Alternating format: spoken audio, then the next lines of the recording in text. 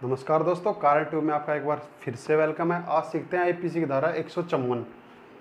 154 IPC 154 ये कहती है, अगर जमाव होता है और किसी की निजी ज़मीन पर होता है, अगर जमाव होता है किसी की निजी ज़मीन पर, ये कोई खाली प्लॉट है, ज़मीन है, एकड़ है, बीघा है, कुछ भी समझ लो, तो इसके दो तरह से मालिक हो सकते हैं ज़मीन के। पहले तो ये चीज़ सीखो, एक तो जो इसका असली मालिक है जिसके नाम ये ज़मीन है, दूसरा जिसने इसको किराए पे लिया है, लीज पे लिया है, ठेके पे लिया है, किसी भी तरीके से लिया है लेकिन किराए पे लिया है।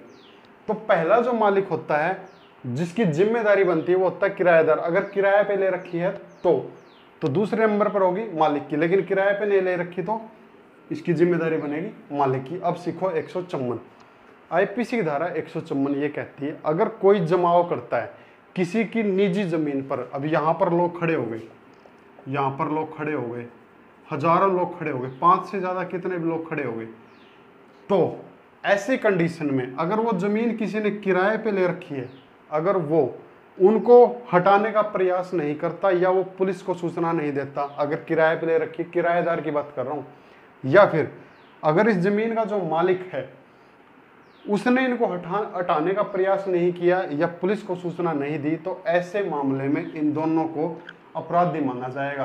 कि इन दोनों को कब, अगर किराए पे ले रखी है ना तब तो इसको ही माना जाएगा, और किराए पे नहीं ले रखी तब इसको अपराधी माना जाएगा।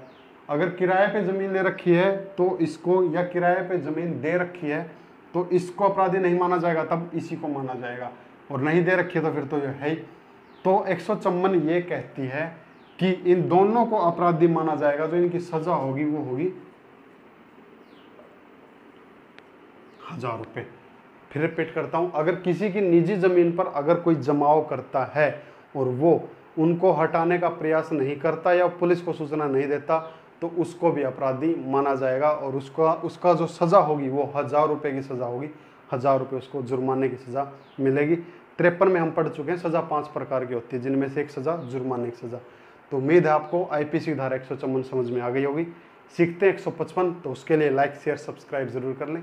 Thank you.